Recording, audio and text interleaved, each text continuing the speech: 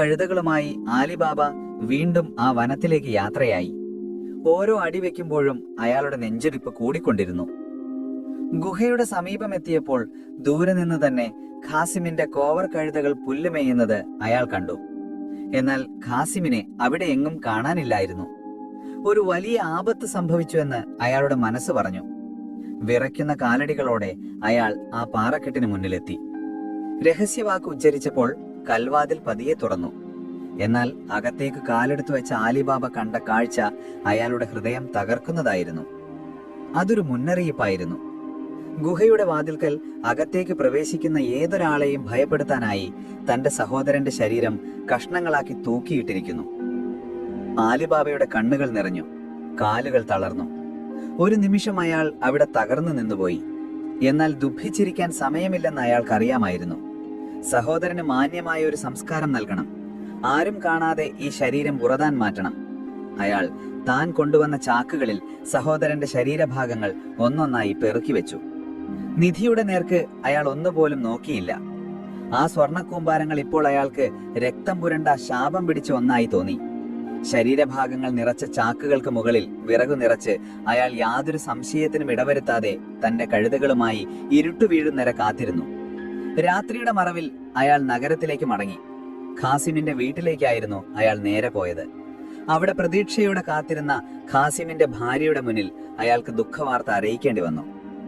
അവരുടെ അലമുറ കേട്ട് ആ വീട് നടുങ്ങി. ഈ സമയത്താണ് നമ്മുടെ കഥയിലെ ഏറ്റവും പ്രധാനപ്പെട്ട ഒരു കഥാപാത്രം രംഗപ്രവേശനം ചെയ്യുന്നത്. മോർജിയാന. ഖാസിമിന്റെ വീട്ടിലെ അടിമ പെൺകുട്ടിയായിരുന്നു അവൾ. ചെറുപ്പത്തിലെ ആ വീട്ടിലെത്തിപ്പെട്ട അവൾ അതിബുദ്ധിമതിയും വിശ്വസ്തയുമായിരുന്നു. യജമാനന്റെ മരണവാർത്ത അറിഞ്ഞപ്പോൾ അവളും ദുഃഖിച്ചു.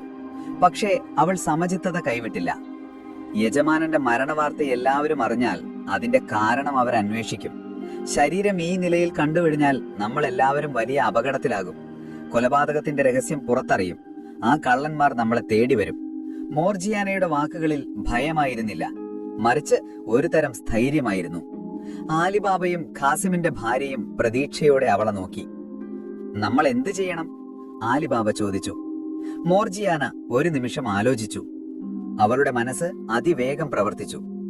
ആദ്യം യജമാനൻ സ്വാഭാവികമായി മരിച്ചതാണെന്ന് എല്ലാവരെയും വിശ്വസിപ്പിക്കണം. അതിന് അദ്ദേഹം പെട്ടെന്നല്ല, മരിച്ച് അസുഖബാധിതനായാണ് മരിച്ചതെന്ന് വരുത്തി തീർക്കണം. അവളുടെ പദ്ധതി ഇതായിരുന്നു. പിറ്റേന്ന് അതിരാവിലെ അവൾ അടുത്തുള്ള ഒരു വൈദ്യന്റെ, അതായത് അക്കാലത്തെ മരുന്ന് വിൽപ്പനക്കാരന്റെ അടുത്തേക്ക് പോയി. വളരെ പരിഭ്രമിച്ച ഭാവത്തിൽ അവൾ പറഞ്ഞു, എന്റെ യജമാനന് ഒട്ടും സുഖമില്ല, കഠിനമായ അസുഖമാണ്. അദ്ദേഹത്തിന്റെ ജീവൻ രക്ഷിക്കാൻ എന്തെങ്കിലും ശക്തമായ മരുന്ന് വേണം. വൈദ്യൻ അവൾക്ക് കുറച്ച് മരുന്ന് നൽകി. അവൾ അത് വാങ്ങി മടങ്ങി. അന്ന് വൈകുന്നേരം അവൾ വീണ്ടും അതേ വൈദ്യന്റെ അടുത്തേക്ക് ചെന്നു. ഇത്തവണ അവളുടെ മുഖം കൂടുതൽ ദുഃഖഭരിതമായിരുന്നു. വൈദ്യരെ, നിങ്ങൾ തന്ന മരുന്ന് കൊണ്ടൊന്നും ഒരു കുറവുമില്ല. അദ്ദേഹത്തിന്റെ നില കൂടുതൽ വഷളമാവുകയാണ്. അടുത്ത ദിവസം പുലർച്ചെ അവൾ കണ്ണീരോടെ വീണ്ടും വൈദ്യനെ സമീപിച്ചു.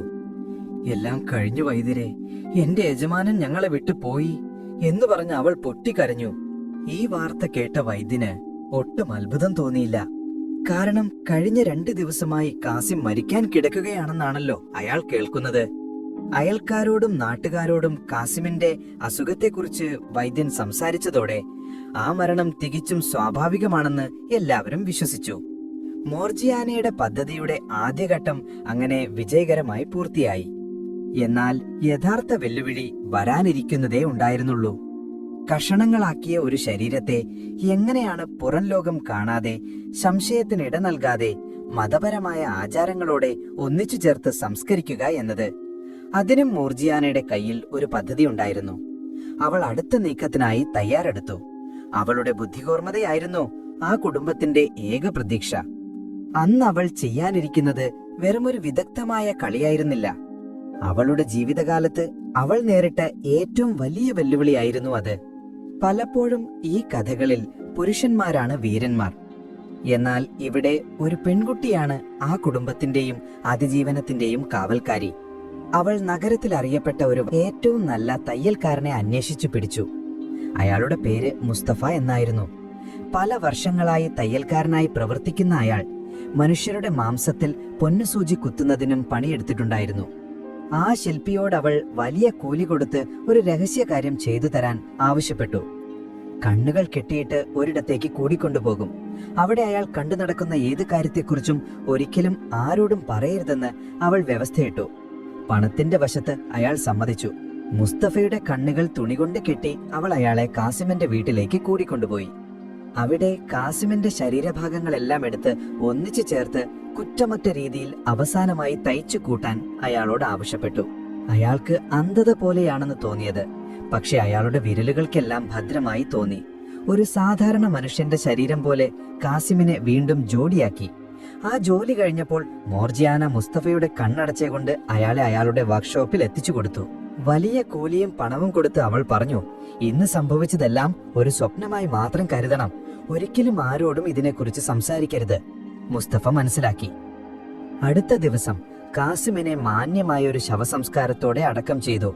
നഗരത്തിലെ എല്ലാവരും വിശ്വസിച്ചത് അയാൾ സാധാരണ അസുഖം മൂലമാണ് മരിച്ചതെന്നാണ്. ഒരാൾക്കും സംശയം തോന്നിയില്ല. മോർജിയാനയുടെ പദ്ധതി പൂർണ്ണമായും വിജയിച്ചു. എന്നാൽ അവൾക്കറിയാമായിരുന്നു ഇത് കേവലം തുടക്കം മാത്രമാണെന്ന്.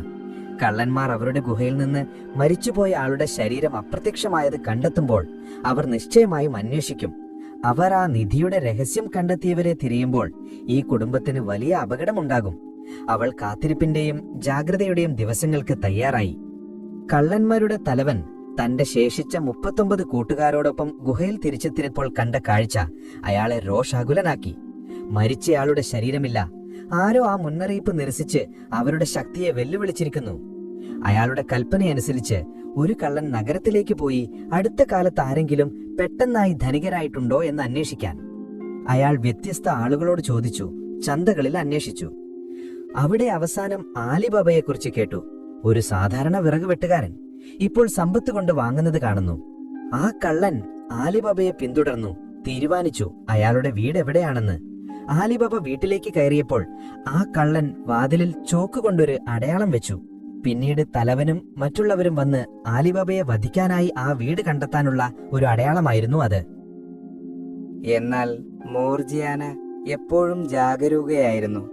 തന്റെ വീടിന്റെ വാതിലിൽ വിചിത്രമായൊരു അടയാളം കണ്ടപ്പോൾ അവൾ ഉടൻ മനസ്സിലാക്കി അതിന്റെ അർത്ഥം. ആരോ തങ്ങളുടെ വീട് തിരിച്ചറിയാൻ അടയാളം വെച്ചിരിക്കുകയാണ്. അവൾ വേഗം അടുത്തുള്ള എല്ലാ വീടുകളുടെയും വാതിലിൽ ഇതേ അടയാളം വെച്ചു. ഇരുട്ട് വീണപ്പോൾ കള്ളന്മാർ ആ തെരുവിലെത്തി. പക്ഷെ എല്ലാ വാതിലുകളിലും ഒരേ അടയാളം കണ്ടപ്പോൾ അവർക്ക് ആലിബാബയുടെ വീട് കണ്ടെത്താൻ കഴിഞ്ഞില്ല. കോപാകുലരായ അവർ മടങ്ങിപ്പോയി. അവർ ആലിബാബയെ കണ്ടെത്തുമോ? അടുത്ത എപ്പിസോഡിനായി കാത്തിരിക്കൂ. Okay, by.